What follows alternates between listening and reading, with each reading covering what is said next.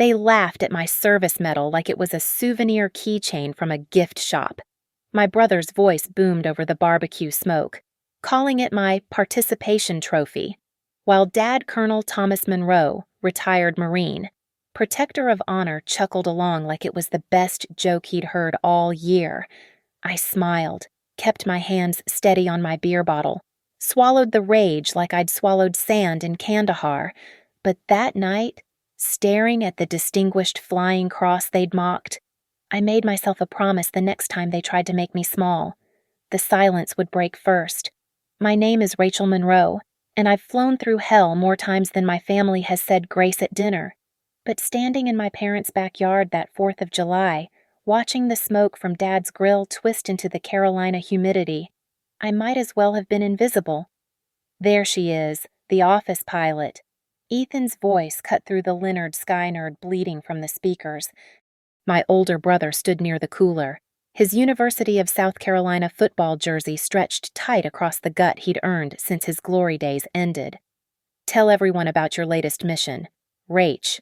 What was it delivering mail to the real soldiers? The crowd laughed. Our neighbors, Dad's Marine buddies, even Mrs. Henderson from 2 houses down who used to braid my hair before church.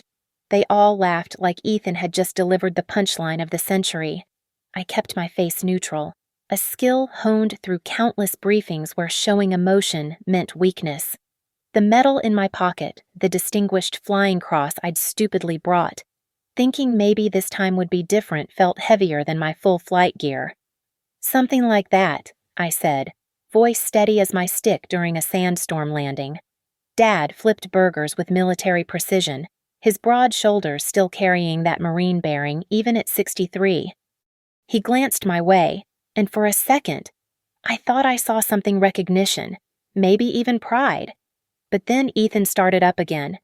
Remember when Rachel wanted to be a real pilot? He took a long pull from his Budweiser, like commercial airlines or something useful. But no, she had to go play dress-up with the Air Force, probably sits in some air-conditioned trailer, playing video games. Drone operator, someone suggested, and the laughter rolled fresh.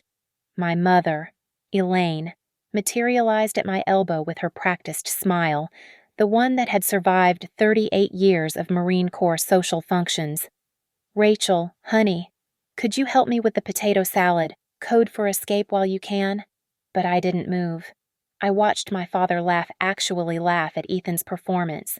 Colonel Thomas Monroe, who'd earned 2 Purple Hearts in Desert Storm, who'd taught me that honor meant everything, who'd made me memorize the military code before I could memorize multiplication tables.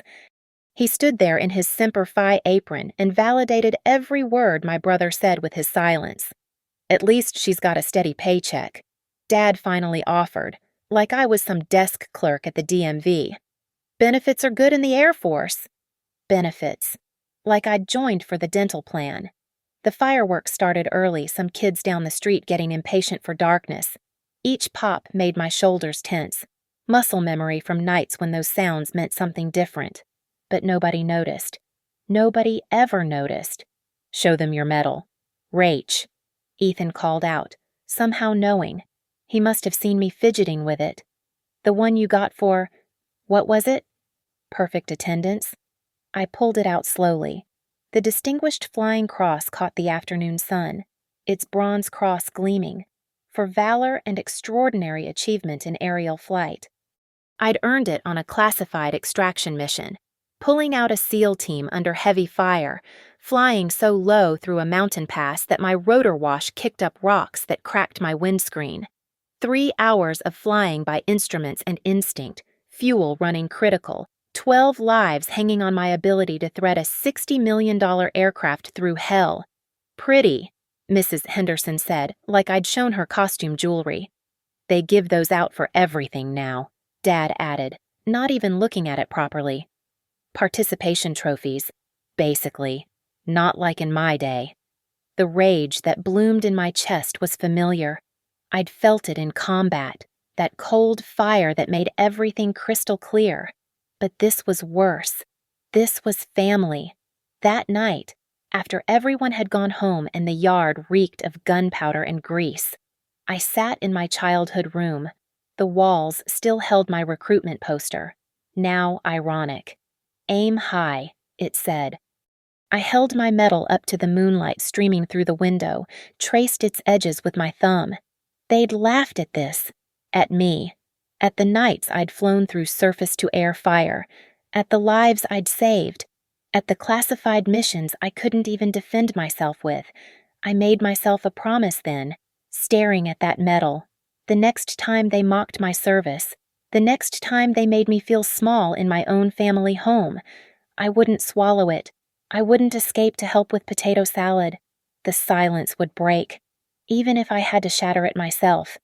Growing up in the Monroe household meant learning silence before you learned speech. Dad ran our home like a forward operating base. Emotions were intel you didn't share. Tears were security breaches, and vulnerability was the enemy that got good soldiers killed. I remember being 7, falling off my bike and splitting my knee open on our gravel driveway. Blood ran down my shin like rain on glass. Dad found me crying behind the garage. "Marines don't cry, Rachel," he said, even though I wasn't a Marine, wasn't even old enough to know what I wanted to be. Neither do Marine daughters. So I learned. I learned to swallow pain like bitter medicine, to wear calm like body armor. Mom perfected this art, first Elaine Monroe, the colonel's wife, who could smile through deployment fears, moving boxes, and lonely nights with such grace that other military wives thought she had it easy. She taught me that survival sometimes meant becoming invisible, that peace came from never disturbing the surface. Ethan inherited Dad's voice, his presence, his ability to fill a room just by entering it. He was the son Dad saw himself in: loud, physical, commanding, the football star, the one who'd carry on the Monroe legacy of strength. Even if he never enlisted, his knee injury junior year became his war story, told and retold until it grew into mythology. I inherited Dad's discipline but never his respect. When I told him I was joining the Air Force, he actually laughed. "Chair Force," he called it. "Well, at least you'll be safe." Safe. Like the night over Kandahar when RPGs lit up the sky like deadly fireworks. Like threading my Black Hawk through a valley so narrow my crew chief could have reached out and touched stone. Like the extraction outside Helmand where I held hover in a brownout so thick I couldn't see my own nose, trusting instruments and instinct while bullets punched through my fuselage like angry hornets. My journal from those days reads like classified poetry, names redacted, locations blurred, but the fear and adrenaline still bleed through the ink. I wrote about the SEAL team we pulled out during a compromised operation, 6 men who should have died that night.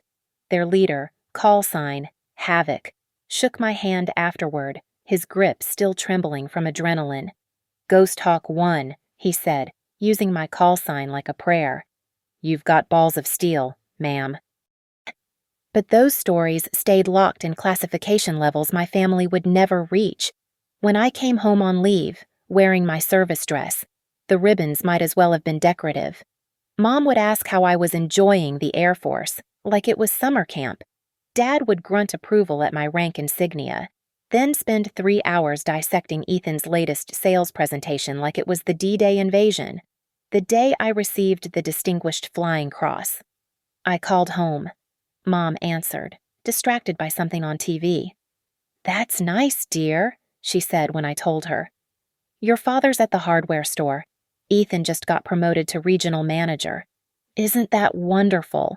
I stared at the medal in its presentation box, this piece of bronze that represented the longest night of my life, and realized it meant nothing to them. It would never mean anything to them. The citation, heavy with words like extraordinary heroism and complete disregard for personal safety, was written in a language my family didn't speak. That night, I wrote in my journal, "There are different kinds of silence. There's the tactical silence before a mission, pregnant with possibility. There's the sacred silence after combat, when you're counting souls and finding them all accounted for. And then there's the silence of being unseen in your own family, a silence that doesn't protect or honor. It erases." 3 months later, at a classified briefing, I learned that one of the SEALs from the Kandahar extraction had been Ethan's high school football hero, a guy he still talked about like a god. The irony tasted bitter. My brother worshipped a man I'd saved, but couldn't see value in the one who'd saved him. I started keeping 2 journals after that, one for the missions, the technical details, the fear I couldn't show. Another for the family dinners where my service was a punchline, where my wings were costume jewelry, where my call sign, Ghost Hawk 1, might as well have been Invisible Daughter. The silence in our family wasn't peaceful. It was a burial ground where my achievements went to die, unmarked and unmourned. But even cemeteries have their resurrections. Even the quiet dead sometimes rise. And I was learning that silence, like any tactical advantage, could be weaponized. You just had to wait for the right moment to break it. The invitation to the commendation ceremony in Jacksonville arrived on a Tuesday, formal and crisp as a salute. Another pilot from my squadron was receiving the Air Medal, and brass wanted a good showing. I didn't tell my family. What was the point Dad had a golf tournament that weekend? Ethan was always busy with his sales conferences. Mom would offer to come and then find an excuse at the last minute. The ceremony was held at Naval Air Station Jacksonville, the kind of formal military affair that makes civilians uncomfortable and service members homesick. I stood in formation with my squadron. Dress blues pressed sharp enough to cut, wings polished to mirror shine. We were background decoration for someone else's moment, and I was fine with that. I'd grown comfortable in the shadows. After the ceremony, I headed to the officers' club for the obligatory reception. That's when I saw him, a man in his 60s, silver-haired but still carrying himself like he could run 10 miles in full gear. He wore civilian clothes, but everything about him screamed special operations. The way he scanned the room, cataloged exits, kept his back to the wall. He approached me at the bar while I nursed a beer, trying to calculate how soon I could leave without being rude. Major Monroe. His voice was gravelly, like he'd spent years shouting over rotor wash. Yes, sir. Commander Jack Harlow, retired. He extended his hand, and his grip was firm, measured. SEAL Team 3, I wanted to thank you. I must have looked confused because he smiled, the kind of expression that transformed his weathered face. Kandahar, 4 years ago, you were Ghost Hawk 1. The beer suddenly tasted like copper in my mouth. That's classified, sir. Not between us. It isn't. He leaned against the bar, signaling for a whiskey. I was havoc. You pulled my team out of hell that night, flew us through conditions that should have killed us all. My wife still has a husband. My kids still have a father, because of you. I remembered that night with the clarity reserved for near-death experiences, the weight of the aircraft fighting me in the thin mountain air, the RPG that missed my tail rotor by inches, the voice in my headset calling Ghost Hawk 1, were taking heavy fire, and my response, steady as my hands on the cyclic, copy, havoc, stay low. I'm coming. You saved 6 lives that night, Harlow continued. 7, counting your crew chief who took shrapnel because you held hover in the kill zone to get us all on board. Just doing my job, Commander. He studied me with eyes that had seen too much. Bullshit. I've been in enough extractions to know the difference between doing your job and doing the impossible. He paused, took a sip of his whiskey. Your father know what you did. The question hit like unexpected turbulence. My father, Colonel Thomas Monroe, 1st Battalion, 7th Marines. He was my CO during my first deployment, before I went to the teams. Harlow's expression shifted, reading something in my face. Hard man, good Marine, tough act to follow. Yeah, well, he doesn't think much of the Air Force. He doesn't know. Does he, about Kandahar? About any of it? I shrugged, aiming for casual and missing by miles. It's classified. Harlow was quiet for a moment, studying the amber liquid in his glass. I ran into him 6 months ago. Military reunion in Charlotte. Spent the whole night talking about his son's business success. He looked at me directly. Never mentioned you once. The words shouldn't have hurt. I'd grown armor against this particular wound. But hearing it from a stranger, Stated as simple fact, made it fresh again. But here's the thing, Harlow continued. I did some digging after that night. Found out whose daughter you were. The irony wasn't lost on me. Thomas Monroe's kid saved my life, and he doesn't even know it. He pulled out his phone, showed me a screenshot. It was from a classified after-action report. My name was redacted, but my call sign was there, along with a commendation from Harlow himself. I keep this, he said, to remind myself that heroes don't always wear the faces we expect, and that sometimes the best operators are the ones nobody sees coming. He finished his whiskey and set the glass down with finality. I'm in North Carolina now, retired to Wilmington, not far from your parents' place in coastal Carolina. Small world. Very small, I agreed, my mind already spinning with the implications. He handed me his card. If you ever need anything, major, anything at all.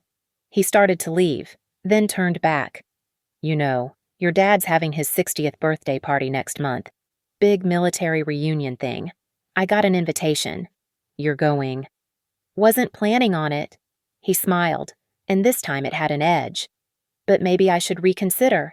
Might be interesting to see the whole Monroe family together. After he left, I sat at that bar for another hour, staring at his card. Commander Jack Harlow. The man whose life I'd saved. The man who'd served under my father. The conjunction of those two facts felt like fate offering me something not quite revenge, but maybe something better. Truth. That night, I researched everything I could about Jack Harlow. SEAL Team 3, Silver Star, Bronze Star with Valor, 3 tours in Afghanistan, 2 in Iraq, the kind of warrior my father would worship. And he knew my call sign. The 2-hour drive to my parents' house for Dad's 60th birthday felt like approaching a target zone. My service dress hung in a garment bag in the back seat, though I knew I wouldn't wear it. Dad hated when people showed off their uniforms at civilian events, even his own parties. The Distinguished Flying Cross sat in my purse, wrapped in its presentation cloth like a secret weapon I wasn't sure I'd deploy. The house looked exactly as it always did, American flag snapping in the ocean breeze. Lawn cut to Marine Corps specifications. My mother's roses arranged with military precision along the walkway.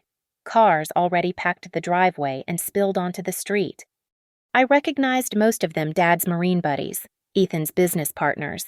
The neighbors who'd watched me grow up and still saw me as the quiet Monroe girl who joined the chair force. Mom greeted me at the door with her practiced hostess smile and a kiss on the cheek that barely made contact. Rachel, honey, you made it. Ethan's been here since noon helping set up. Translation. Ethan was the good child who showed up early. The backyard was full of exactly who I'd expected. Marines from Dad's old unit, thick with muscle gone soft and stories grown larger with each telling. Their wives clustered near the punch bowl, discussing grandchildren and cruise plans. Ethan held court near the grill, regaling a group with some story that had them all laughing. He'd gained more weight, his college football frame now just frame. Rachel, he called out when he spotted me, voice carrying across the yard. The flyboy arrives. Tell these guys about your desk job. Peterson still thinks you actually fly planes. Peterson, one of Dad's golf buddies, chuckled. Come on, Ethan, I'm sure she flies. Probably those little trainer planes. Right, sweetheart. Before I could respond, Dad emerged from the house carrying a platter of steaks. She flies helicopters, he corrected, but his tone suggested he was clarifying a minor detail, not defending my service. Transport stuff, moving supplies around. Transport stuff. Like the night I transported 6 SEALs through hell. Like the missions I flew into hot LZs with nothing but skill and determination between us and catastrophe. Still, Ethan interjected, not like she's in combat. Women don't fly combat missions. Right. Dad grunted noncommittally and focused on the grill. The truth was, he knew better. He had to know better. But the truth didn't fit the narrative he'd built about his children. Ethan the success, Rachel the also served. I grabbed a beer and drifted toward the edge of the gathering. My usual position at these events, That's when I saw him. Commander Jack Harlow stood near the back fence, dressed in khakis and a simple polo that couldn't hide his military bearing. He was talking to another former Marine, but his eyes found mine across the yard. A slight nod, an acknowledgement. My pulse quickened. I hadn't expected him to actually come. Is that Jack Harlow? Mom appeared at my elbow, following my gaze. Your father served with him years ago, before the SEALs. I'm surprised he came. Why surprised? Oh, you know how these special operations types are. They usually stick to their own kind. Your father always said Jack thought he was too good for regular Marines after he got that trident. But I watched Dad notice Harlow, saw the way his posture straightened, the way he immediately moved to greet him with a respect he never showed me. They shook hands, Dad actually smiling, and I could read his lips. Jack, hell of an honor you came. An honor. My decorated service was a punchline, but Jack Harlow's presence was an honor. The party continued its predictable course, war stories that grew more heroic with each beer. Ethan's business conquests described in military metaphors he hadn't earned, the wives asking me when I was going to settle down and give your parents grandchildren. Around sunset, when the light turned golden and the drinks had loosened tongues, Ethan started his usual performance. This time, he'd brought visual aids his phone, loaded with pictures from some corporate paintball retreat. Look at this tactical movement, he said, showing a photo of himself crouched behind an inflatable barrier. Natural warrior instincts. It's in the Monroe blood. Right, Dad. Damn right. Dad agreed, clapping Ethan's shoulder. You would have made a hell of a Marine. Better than playing taxi driver in a helicopter, Ethan added, glancing my way. No offense. Rach, someone's got to do the safe jobs. The group laughed, even some of the Marines who should have known better. I felt the metal in my purse, its weight like an anchor. I caught Harlow watching me, his expression unreadable. He raised his beer slightly a question, maybe, or permission. I stayed quiet, but something in my silence must have been different this time. Mom touched my arm, her radar for family tension finally picking up a signal. Ethan, emboldened by alcohol and audience, wasn't done. Remember when Rachel came home with that medal? He announced to the group. What was it? Participation trophy for showing up? They give those things out like candy now. The laughter that followed was cruel in its casualness. My distinguished flying cross, reduced to a party joke. I saw Harlow set down his beer, his jaw tight. He took a step forward, then stopped, looking at me, waiting. The rage I'd swallowed at every family gathering, every dismissive comment, every ignored achievement, it was all still there, fermented into something harder and more dangerous than anger, truth. And for the first time, I had an ally who knew exactly what that truth was worth. The evening wore on like water torture, slow, deliberate, each drop of condescension adding to the flood I was drowning in. The sun had set completely now, and Mom had lit the tiki torches that ringed the yard, their flickering light making everyone's faces shift between shadow and false warmth. Ethan had moved on from his paintball heroics to his latest conquest, landing some big account that he described using military terminology he'd learned from war movies. Flanked the competition, he said, making hand gestures like he was moving troops on a map. Established a beachhead in their market share. The Marines ate it up, seeing in him the warrior he never was. Dad stood beside him, proud as any father watching his son receive a Medal of Honor. The irony wasn't lost on me. I had an actual Medal of Honor, essentially, and it meant nothing here. You should have seen the negotiation, Ethan continued, beer number 6 or 7 making him louder. It was like combat, pure combat. You wouldn't know combat if it bit you in the ass, Harlow said quietly, but his voice carried. The conversation stopped. Ethan turned, confused by the challenge from someone he didn't recognize as important. I'm sorry, who are you again? Ethan's tone carried that particular brand of arrogance reserved for people who've never been truly tested. Jack Harlow. He stepped into the circle of light, and several of the Marines straightened. The ones who knew that name knew what the trident meant. And I've seen combat. Your sister has too. Ethan laughed, looking around for support. Rachel, our Rachel. She flies bus routes for the Air Force. Is that what she told you? Harlow's voice was dangerously calm. I wanted to speak, to stop whatever was about to happen, but my throat had closed. The metal in my purse felt like it was burning through the leather. Dad intervened, trying to de-escalate. Jack, we're all proud of Rachel's service. She's done her duty. Her duty? Harlow repeated the words like they tasted bitter. Colonel, do you even know what your daughter does?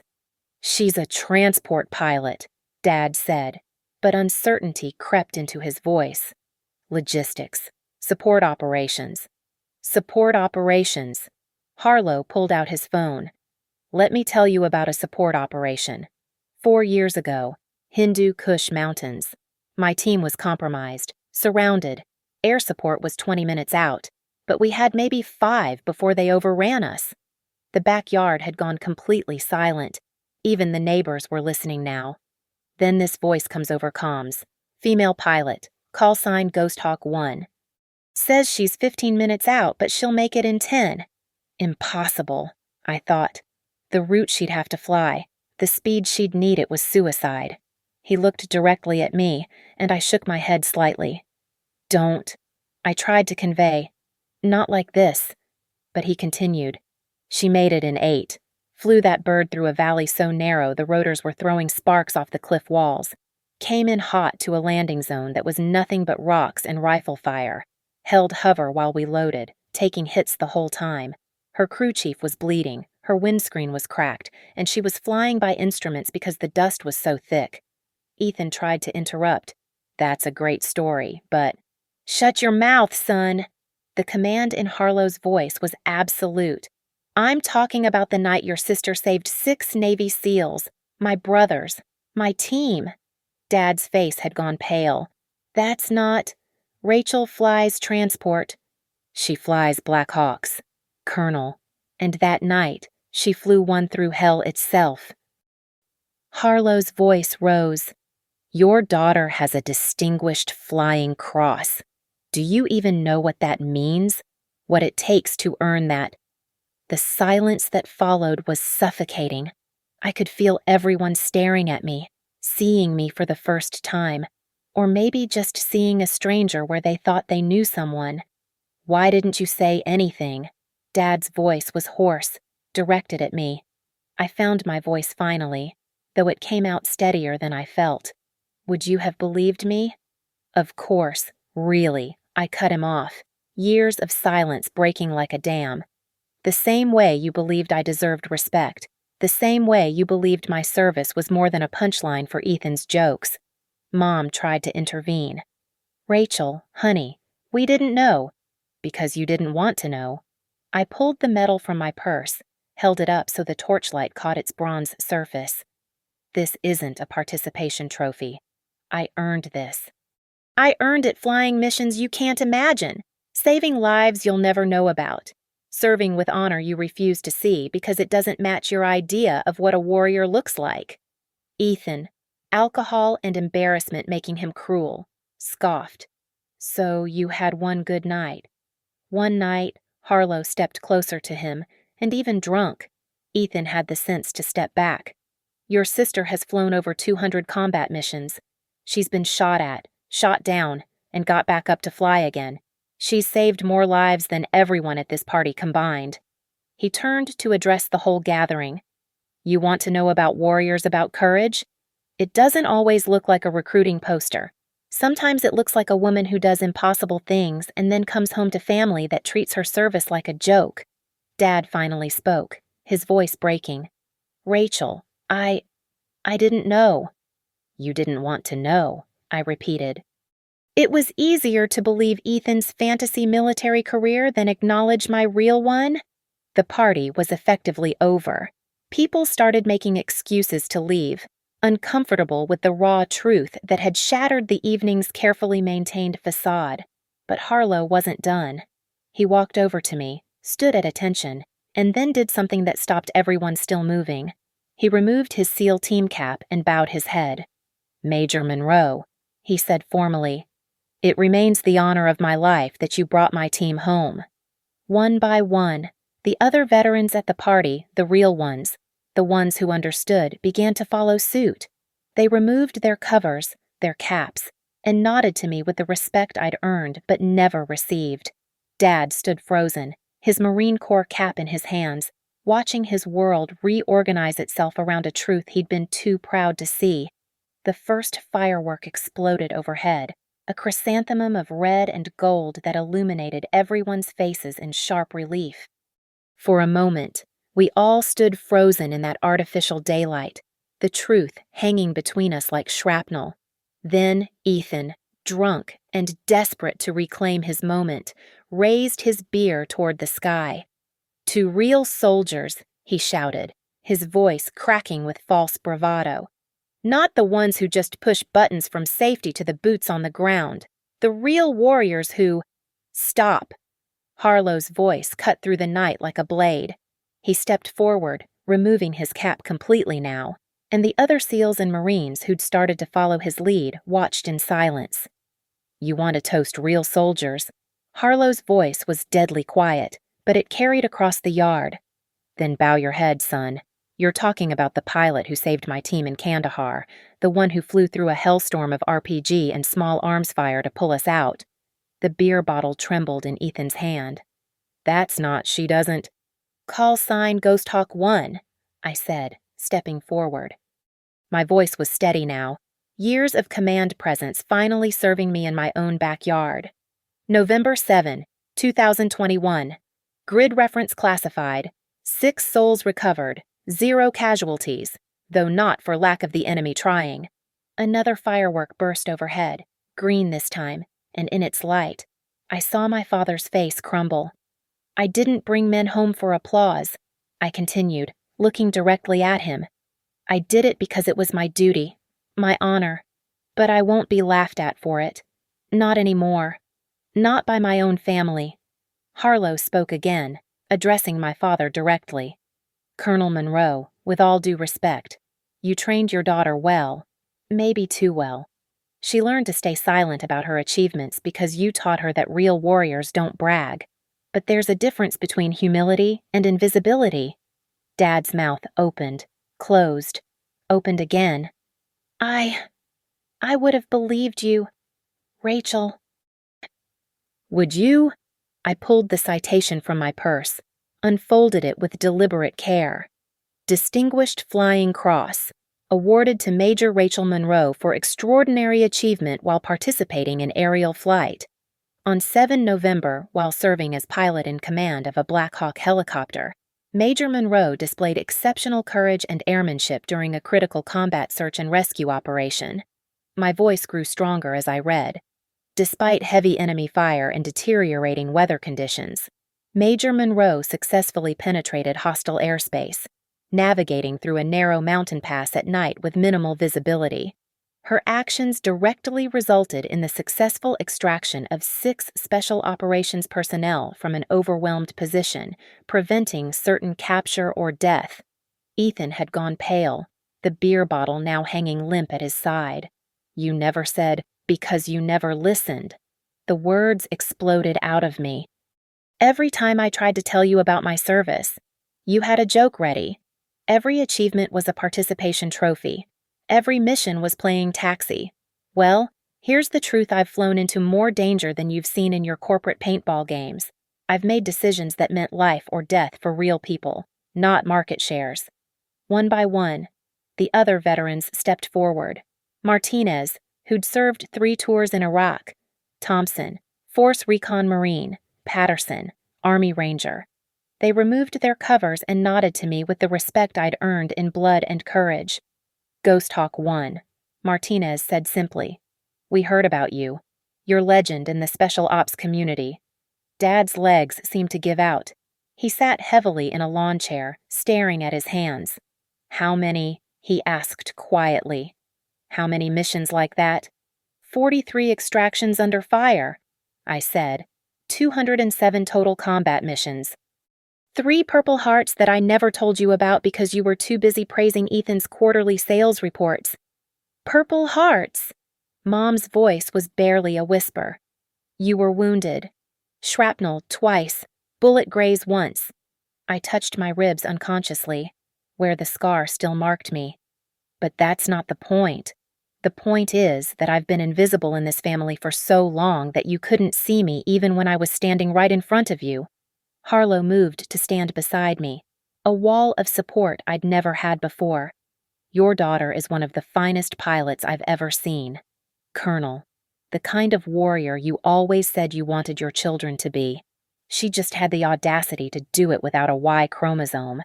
The fireworks continued overhead, their celebration mocking the devastation below. Red, white, and blue the colors I'd served under, bled under, nearly died under, and for the first time, my family was seeing them reflected in me. I didn't want you to be in danger, Dad said finally, his voice broken. When you joined, I thought if I didn't acknowledge it, didn't encourage it, you'd stay safe, stay in support roles. I was never safe, Dad. I was just silent. I looked around the yard at the faces illuminated by fire and phosphorus. But not anymore. Ethan dropped his beer bottle. It shattered on the patio, foam spreading like a surrender. Jesus, Rachel, I didn't know. I'm sorry, Don't. I held up my hand. Don't apologize now just because someone else validated me. I needed my family to believe in me without proof, without witnesses. Another firework exploded, the biggest yet, a golden cascade that hung in the air like a frozen waterfall. In its light, Commander Harlow snapped to attention and delivered a formal salute. The other veterans followed, a line of warriors acknowledging one of their own. And finally, slowly, like it was pulling him apart to do it, my father stood and raised his hand to his brow in the salute I'd waited my whole life to receive. The silence that followed was absolute, broken only by the distant pop of fireworks from other celebrations. The party guests stood like statues in a museum of uncomfortable truth, unsure whether to leave or stay, speak or maintain the suffocating quiet. Ethan was the first to break. You never said anything. All these years. Rachel, why didn't you just tell us? I laughed, but there was no humor in it. Tell you. Like the time I tried to explain my first deployment and you called it a camping trip, or when I mentioned flying night operations and you asked if I got scared of the dark. That was just I was joking around. No. Ethan, you were diminishing me. Every joke, every dismissive comment, every time you compared your sales meetings to combat, you were erasing my service bit by bit. Mom stepped forward, tears streaming down her face. Rachel, sweetheart, we failed you. I failed you. You chose comfort over truth, I said, my voice steady despite the earthquake inside me.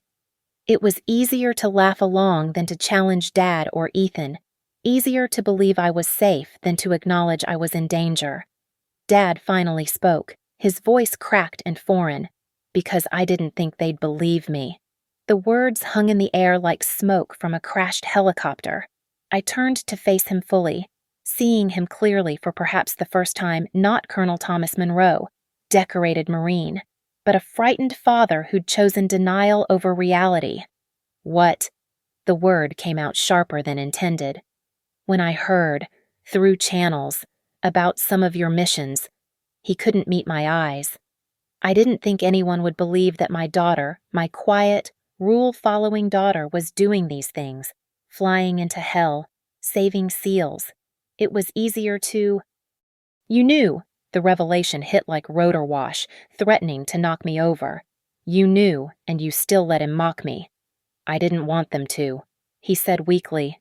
I looked him dead in the eye, summoning every ounce of command presence I'd earned. You didn't want them to believe. There's a difference. Harlow stepped between us, his presence a barrier against complete family destruction. The truth stands. Colonel. Always has. Your daughter is a warrior.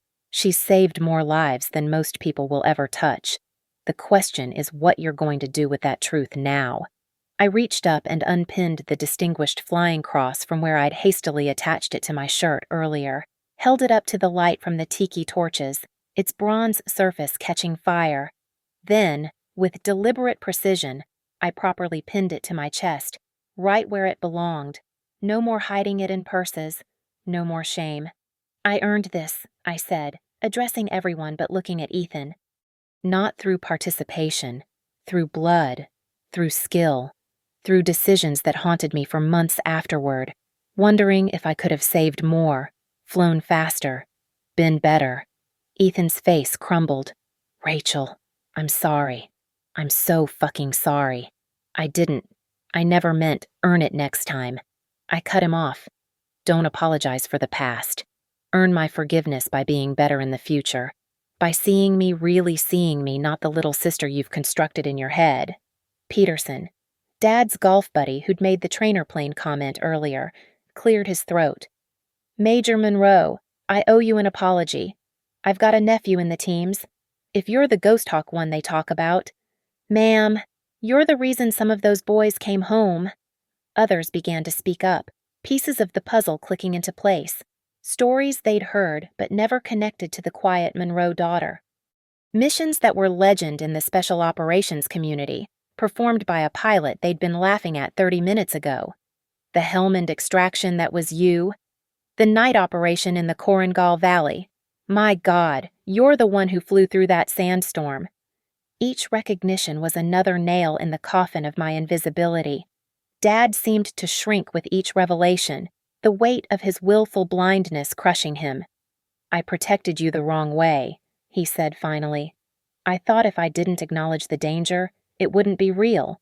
If I kept you small in my mind, you'd stay safe. I was never safe, Dad, but I was good. I was so goddamn good at what I did. And you missed it all because you couldn't reconcile your daughter with your definition of a warrior. Harlow spoke up one more time. There's an old saying in the teams, the only easy day was yesterday. Your daughter has lived that truth. She's earned her hard days. The question is whether this family has earned her. I looked around the yard at my mother's tears, my father's devastation, Ethan's shame, the respect finally showing on the faces of the veterans. This was my revenge, but it tasted like ashes, not because it wasn't justified, but because it had been necessary at all. I don't need your approval anymore, I said quietly. I never should have needed it. My service stands on its own merit. My honor isn't dependent on your recognition. Dad stood slowly, his Marine bearing returning despite his emotional wounds. He approached me, stopped at the proper distance, and rendered a salute crisp, precise, the kind he'd taught me when I was 7 years old playing soldier in this same backyard. Major Monroe, he said formally, his voice thick with unshed tears. It would be my honor to serve under your command. The words I'd wanted to hear my whole life, delivered too late but with crushing sincerity. I returned the salute, held it for a long moment, then let my hand drop. Thank you, Colonel, I said, but I've learned to fly without a co-pilot. The crowd began to disperse like smoke from an extinguished fire, people murmuring excuses and goodbyes, uncomfortable with the raw truth that had shattered the evening's careful facade. The fireworks continued somewhere in the distance, their celebration feeling hollow now, like cheers for a war nobody won. I turned toward the beach path that led away from my parents' house, needing the ocean's honesty after drowning in years of family fiction. The salt breeze hit my face like a benediction, cold and real and indifferent to anyone's opinion of my service. Behind me, I heard footsteps on the sandy path, heavy, measured, uncertain. I knew without looking it was my father. Rachel. His voice carried on the wind, smaller than I'd ever heard it. I stopped but didn't turn around. The ocean stretched before me, vast and dark except where the moon painted a silver road across its surface. I'd flown over water like this on night missions, using that same moon road as a reference point when instruments failed. He moved to stand beside me, and for the first time in my life, Colonel Thomas Monroe, United States Marine Corps, retired, looked fragile, human, old. Without a word, he removed his Marine Corps cover, the one he wore to every family gathering like armor, and held it in both hands. Then, with the kind of precision that must have cost him everything, he raised his right hand to his brow in a salute, not the casual acknowledgement from earlier, but a real salute, the kind rendered to a superior officer, held with the respect reserved for those who'd earned it in combat. I looked at him for a long moment, this man who'd taught me to be strong but couldn't handle my strength, who'd raised a warrior but wanted a daughter who needed protection. Then I returned the salute, crisp and clean, the way he'd taught me when I was 7 years old. "Major Monroe," he said formally. "Permission to speak freely. Granted." I was a coward. The words came out raw, scraped from somewhere deep. Not in combat, never in combat, but here, at home, with you. I was so goddamn scared of losing you that I lost you anyway. Dad. No, let me finish. I need to say this. He turned the cap in his hands, fingers tracing its eagle, globe, and anchor. When I heard through back channels about some of your missions, I told myself it couldn't be true.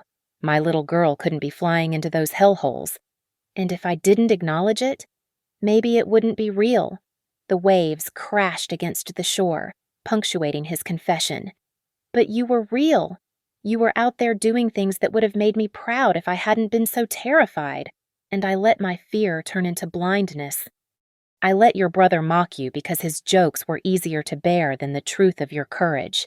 He lifted his head, and in the moonlight, I saw tears on his face, something I'd never seen before, not even at his father's funeral.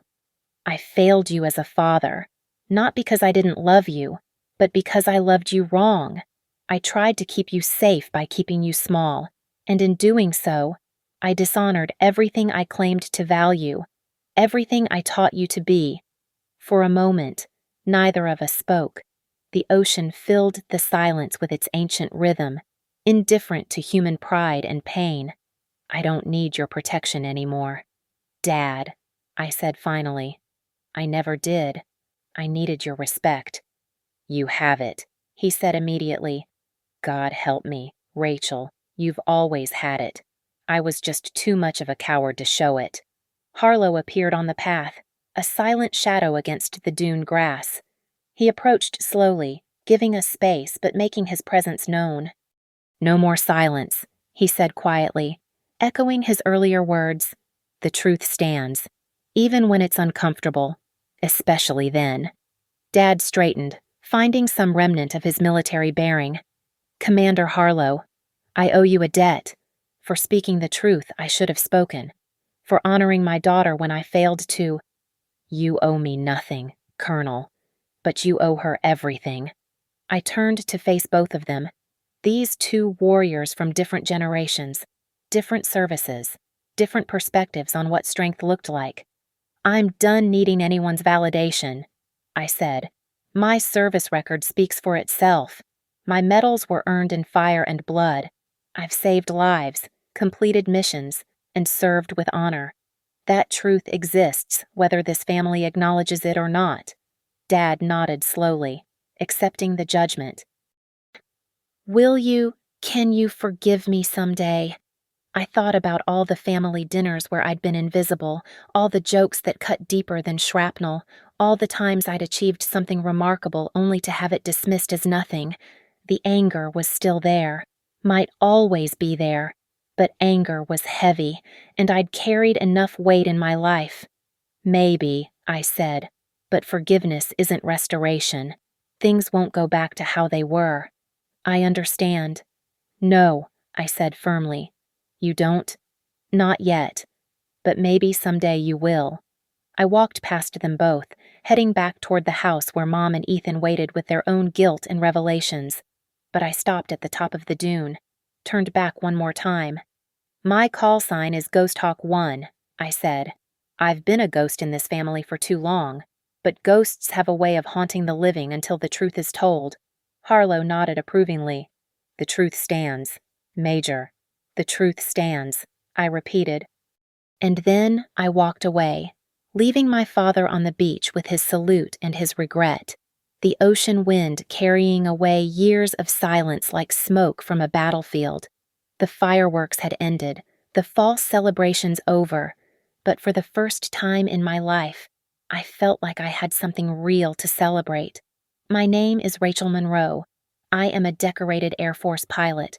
I have saved lives, faced death, and served with honor, and I no longer need anyone else to believe it for it to be true. Thank you for listening to this story. I'd love to know where you're listening from. Please share in the comments below so we can connect as a community. If this story resonated with you, consider subscribing to the channel and sharing your thoughts about family, service, and the courage it takes to demand recognition for your truth. Your stories matter too.